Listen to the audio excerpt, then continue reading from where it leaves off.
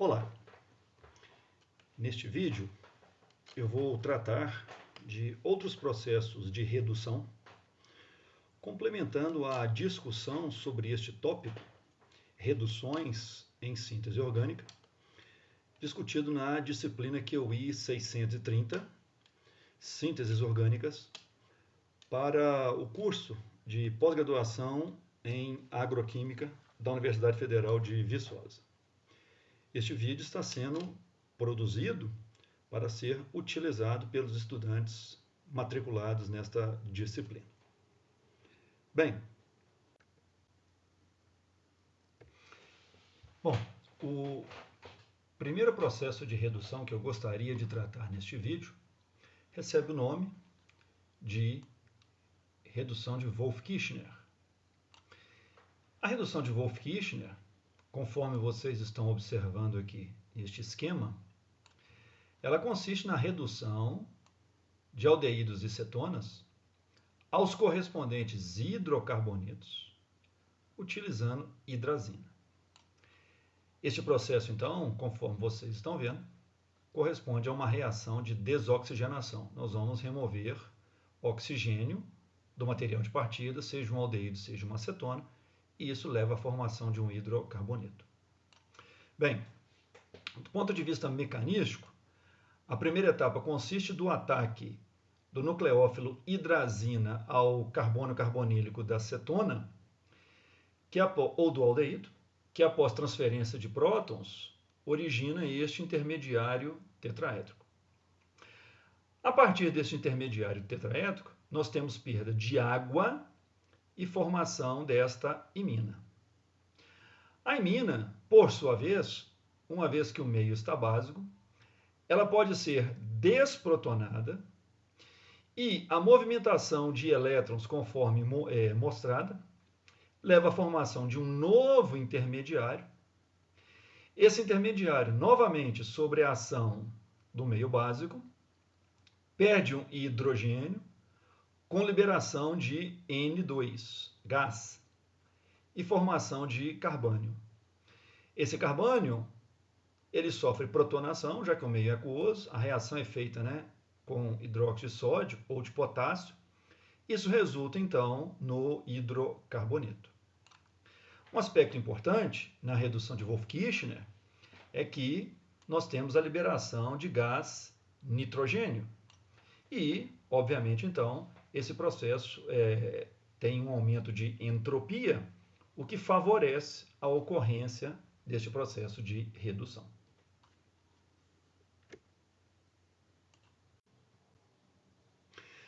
Para mostrar a aplicação deste processo de redução, eu trago aqui neste slide, percebam, nós temos uma cetona, especificamente uma cetona conjugada com um anel aromático, com o sistema aromático. Nós usamos aqui hidrazina em meio básico, aquecimento, a reação é feita sob refluxo.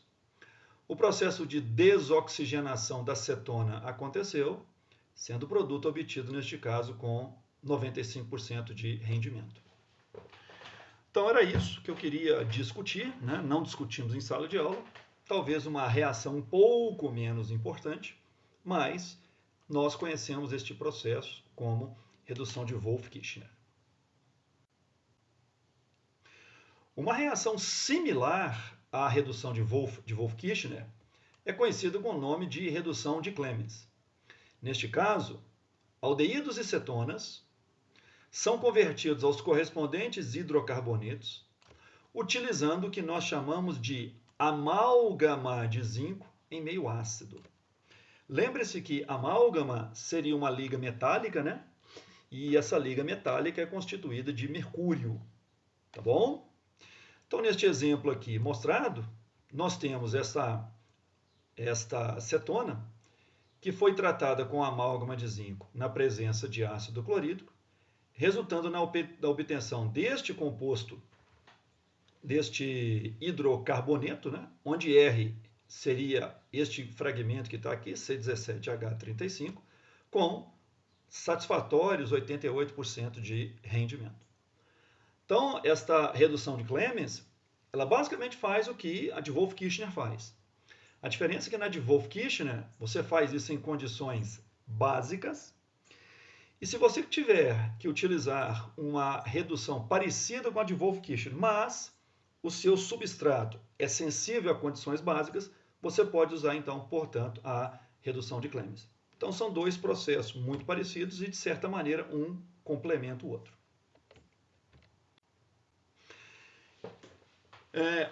Um processo importante em síntese orgânica, que muitas vezes você necessita executar durante o seu processo de síntese, né, corresponde à redução de um haleto orgânico.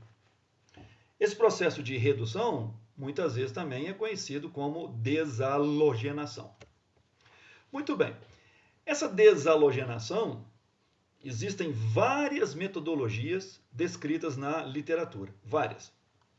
Mas, sem dúvida nenhuma, uma das alternativas mais utilizadas é você fazer esse processo de desalogenação na presença de hidreto de tributilestânio.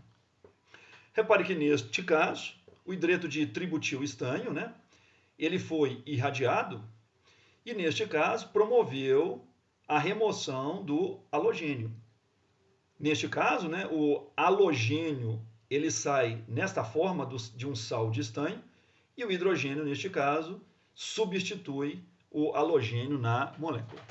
Então, essa é uma das estratégias mais empregadas, com certeza, para nós executarmos processos de desalogenação. Conforme eu disse, né, há várias alternativas descritas na literatura, inclusive até usando outros hidretos que não este, mas, sem dúvida, o hidreto de tributilestânio é uma das alternativas bastante utilizadas neste contexto. Conforme vocês estão vendo, a desalogenação, este é o esquema, né? A desalogenação com tributilestânio, né, hidreto de tributilestânio, ele envolve um mecanismo radicalar. Nesse sentido, esta ligação estânio e hidrogênio é uma ligação fraca, e, na presença de luz, essa ligação é rompida, liberando este radical de estânio.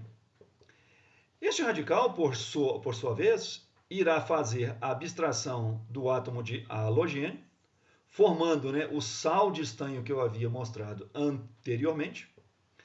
E aí, o radical formado, o novo radical formado, reage com uma nova molécula de tributilestânio, retirando o átomo de hidrogênio, formando novamente este radical estânio, que pode retornar, né, vamos dizer assim, nessa etapa de propagação e repetir todas essas etapas aqui descritas.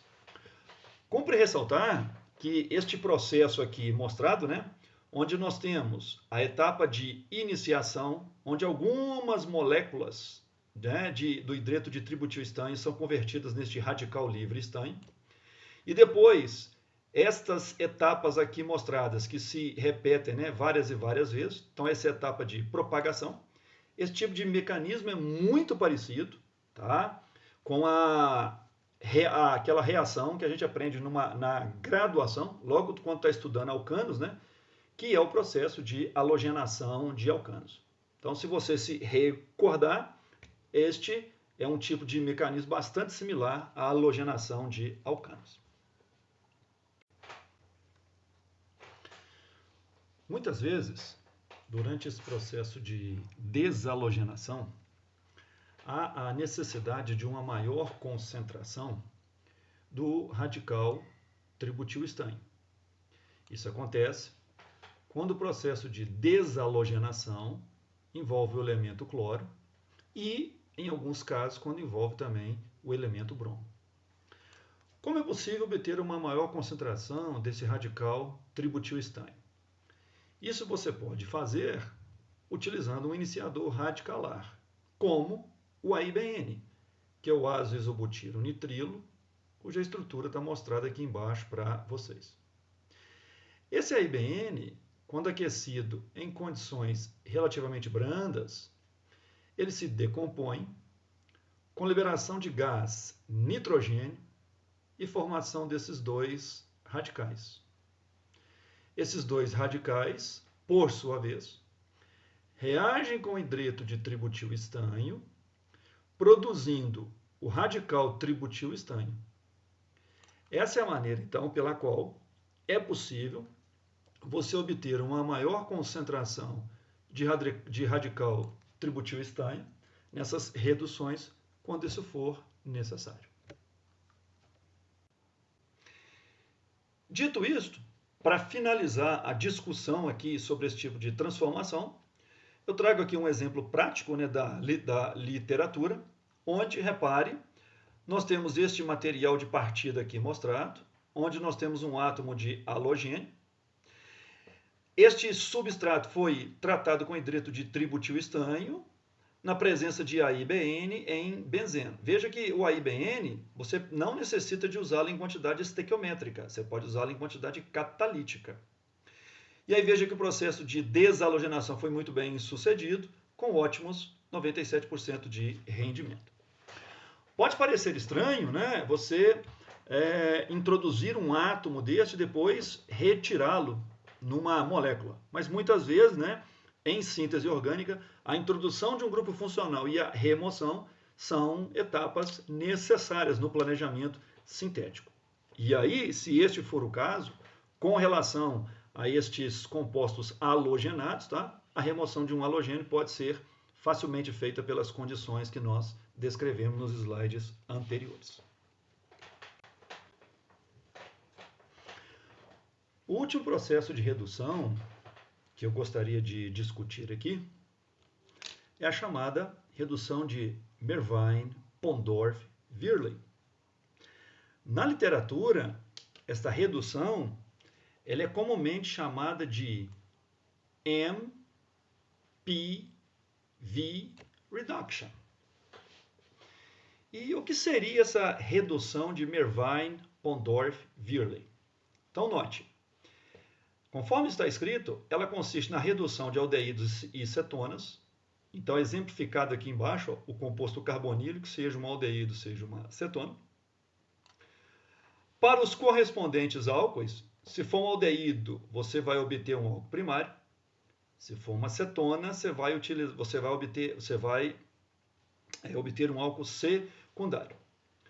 Utilizando trisopropóxido de titânio na presença de um álcool.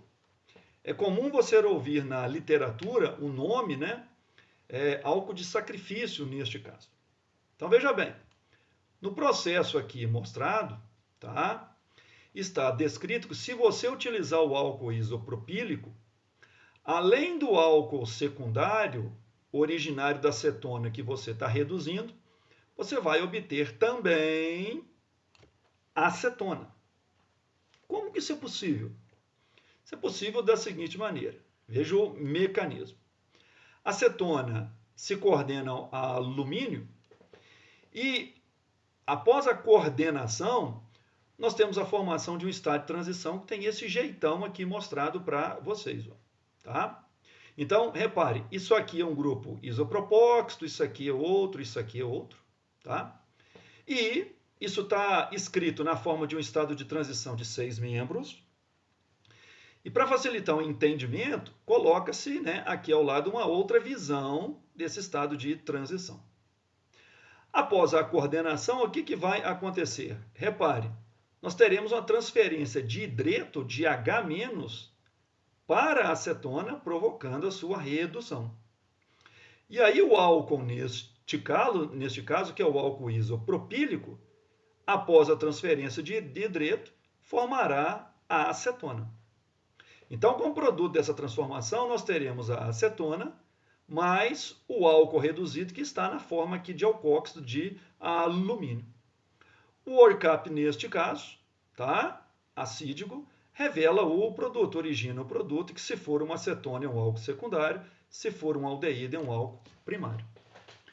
É nisso que consiste a redução de Mervine-Pondorf-Verley. Neste slide, nós temos aqui alguns exemplos, né, extraídos da literatura de processo de redução de Mervine-Pondorf-Verley. Veja que neste caso o aldeído foi reduzido para álcool primário. Não se usou-se aqui necessariamente, né, álcool isopropílico, repare que nós usamos etanol, mas enfim, observe que nós formamos este álcool primário pelo processo de Mervine-Pondorf-Verley, a redução deles, com ótimos 88% de rendimento. E no caso dessa cetona aromática, né, foram usadas as condições mostradas no slide anterior, e o rendimento, neste caso, foi de 100%. Um aspecto interessante, tá, e muito importante, é que a reação de Mervine-Pondorf-Verley, né, ela é reversível. E aí, observem este aspecto, isso é importante. Se você tomar uma cetona, tratá-la com trisopropóxido de alumínio na presença de um álcool, que pode ser o álcool isopropílico, você terá o processo de redução.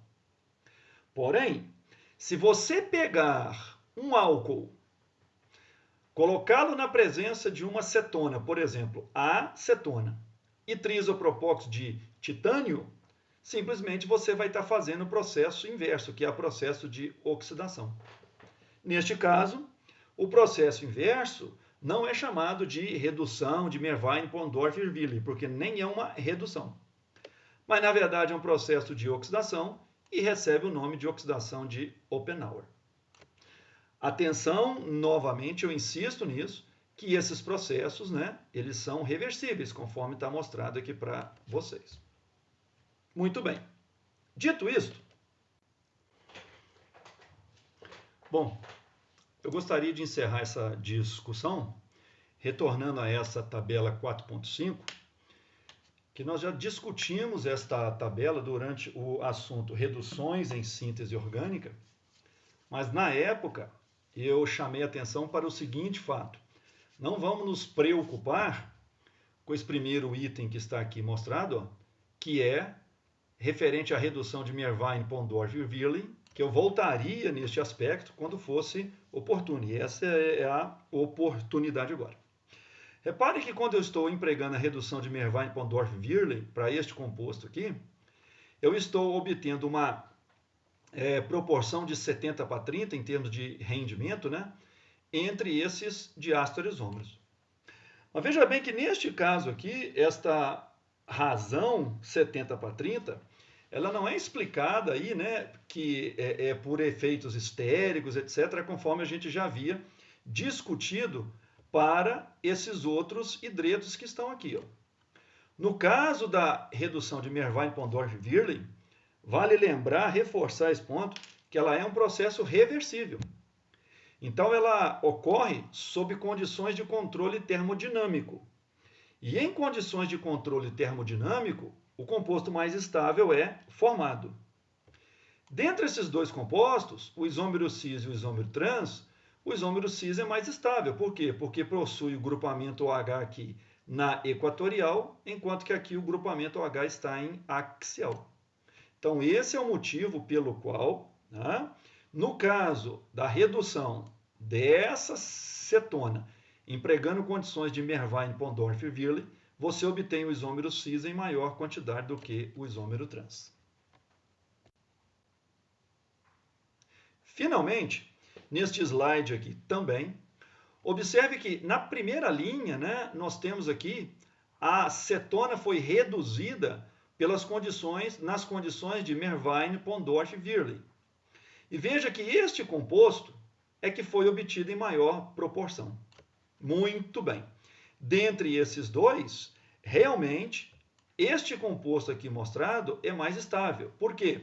Porque, neste caso, este OH, né, colocado aqui desta maneira, disposto dessa maneira, nós temos interações estéricas desse OH, por exemplo, com o hidrogênio que está mostrado aqui, ó.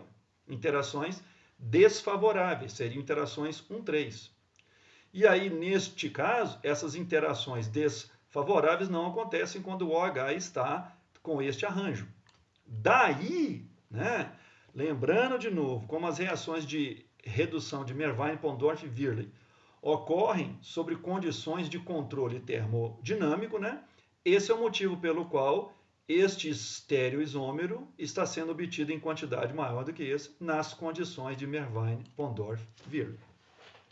Com isso, eu finalizo, né, esta aula narrada e com relação ao assunto redução, né, tudo que está descrito ali no nosso livro, texto, foi abordado então.